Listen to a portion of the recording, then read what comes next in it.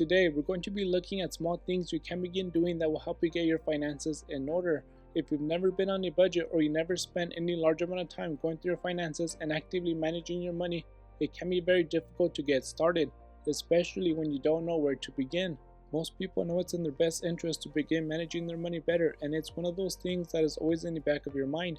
But because personal finance seems complicated and like too much work, most people just put it off or find excuses why they are not where they want to be financially. Getting your finances in shape is similar to you getting in shape, in the sense that 1, it won't happen overnight, and 2, you won't see any results unless you take action and you make it happen. Just like you won't go from being unfit and maybe even overweight to being completely fit overnight, the same goes for your finances. You will not go from living paycheck to paycheck to being wealthy overnight. And just like you won't become fit unless you take action, you will not achieve your financial goals unless you take action and break any bad financial habits you have. So the first step you should take that will help you become better with your finances is practicing how to budget. Now, I've talked about budgets in past videos, so I will not go into too much detail on them in this video. But if you have never been on a budget before, you can just start with the very basics. And even though getting on a budget might seem like a difficult thing to do, it is really not that hard. Because at this point, all you have to do to get started is write down how much money you have coming in, and that can be your income from your main job, income from a second job, a side hustle, or anything else that brings in money. And if this budget is only for you, then that part of your budget is done. And if this is a family budget, then all you have to do is repeat what you did for yourself for anyone else who brings in a paycheck. Then once you complete the income side of your budget, you can move on to the expense side. And this is where you will list all of your expenses. So anything from the house payment to the gas you put in your car should be listed in your budget. In this way, it will be a lot easier to see your progress. And the point of keeping track of everything on a budget is so you see how much money is coming in and how much is going out. And that leads us to the next step you should take, which is looking at your budget and finding ways you can cut back on your expenses. Let's say you have a favorite coffee shop that you go to every morning before work. Well, instead of buying your coffee there every day, you can make coffee at home or get coffee from the office twice a week.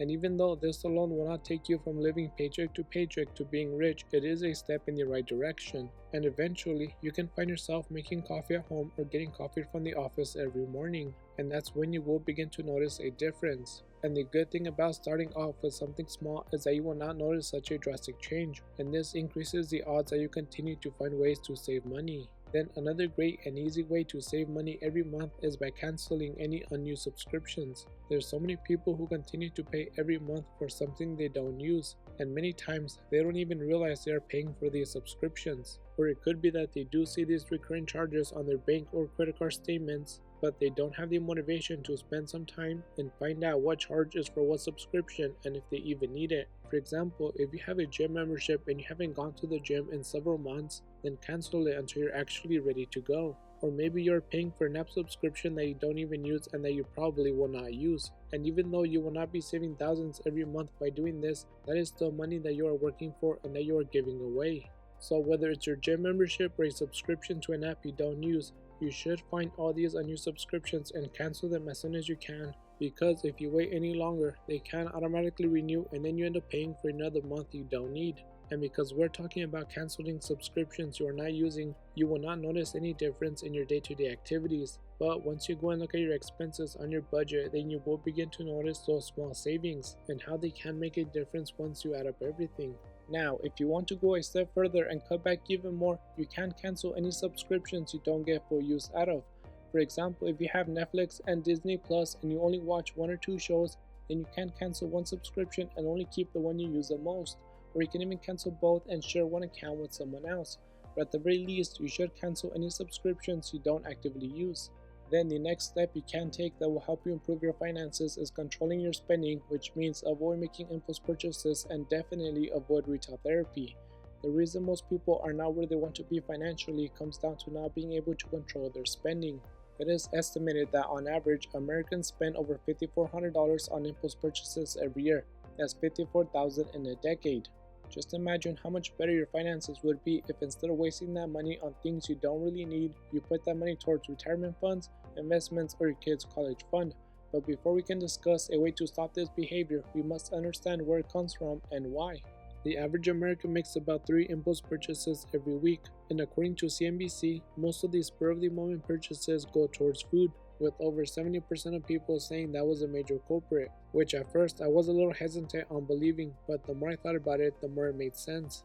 How many times have we been out with other people and someone goes and gets some ice cream, and even though you didn't want anything 10 minutes ago, you still end up buying something? And again, even though this alone is not going to make a huge difference, all these unnecessary expenses add up. Then, according to the same study, the second and third biggest category that people make impulse purchases on are clothing and household items. And that same study also found that 85% of impulse purchases involve taking advantage of a deal or discount. Now, there are a few ways you can avoid making impulse purchases when you're out shopping, and one way is to wait a few days and consider whether or not you need what you want to buy. And after the rush of impulse shopping wears off, you will know if it's something you really need.